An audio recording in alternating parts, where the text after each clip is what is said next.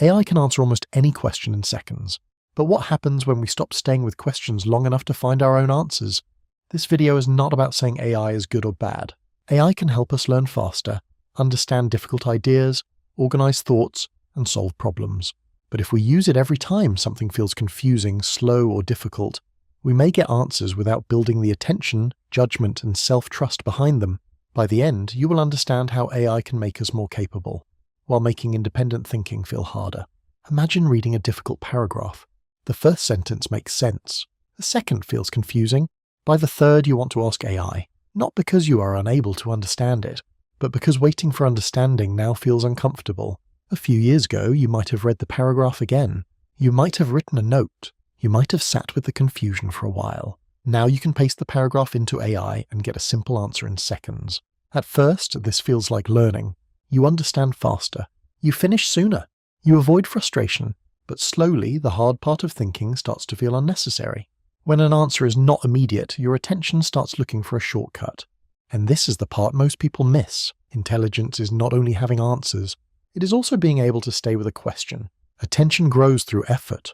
When you struggle with an idea, your mind is not wasting time. It is making connections, testing possibilities, noticing what does not make sense. That uncomfortable moment before understanding is often where learning happens. AI can help with this. It can explain an idea in simple words. It can give examples. It can challenge your assumptions. It can show you another point of view. But if AI does the first step, the middle step, and the final step every time, your brain may become a passenger. You get the result, but you do not always build the ability that produced it. We are building tools that remove friction from thinking, but some friction is where thinking becomes stronger. Early research is beginning to show this tension. AI can reduce mental effort. Sometimes that is useful, but less effort is not always the same as more intelligence. The deeper risk is not that AI suddenly makes people less intelligent. It is that we may start expecting every hard thought to become easy immediately. When speed becomes normal, patience can start to feel like failure. When every difficult thought gets outsourced, self-trust can become fragile. You may know how to get an answer, but not trust yourself without one. The danger is not that AI gives us answers. The danger is that we may stop noticing when we have skipped the thinking. AI may not destroy attention by force. It may weaken it by making instant answers feel normal. Picture two students writing the same essay. The first student asks AI for the outline, then the introduction, then the examples, then the conclusion. The essay is finished. The writing looks smart, but later someone asks what the student actually believes, and they struggle to answer.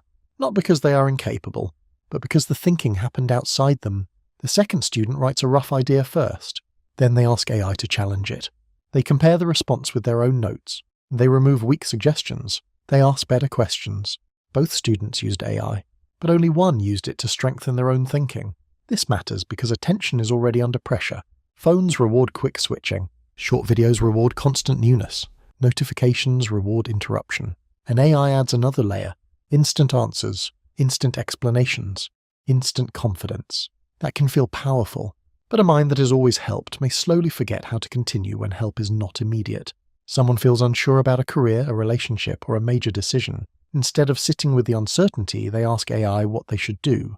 The answer may be useful, but if every difficult decision is handed over, they may stop learning how to trust their own judgment. Real life still contains uncertainty. Some parts of life still require patience, doubt, and reflection. So the question is not, should we stop using AI? That would miss the point. The better question is, what kind of thinker are we becoming while we use it? AI can be a tutor, a critic, a brainstorming partner, a tool that helps us see more, but it should not replace curiosity. Try thinking before asking.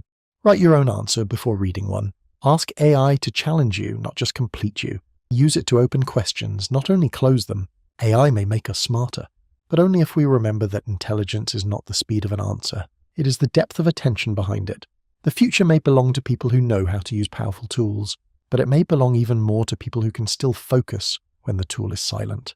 What do you think matters most in the AI age? Better questions, stronger independent thinking, or knowing when to put the tool down? Comment your thoughts below.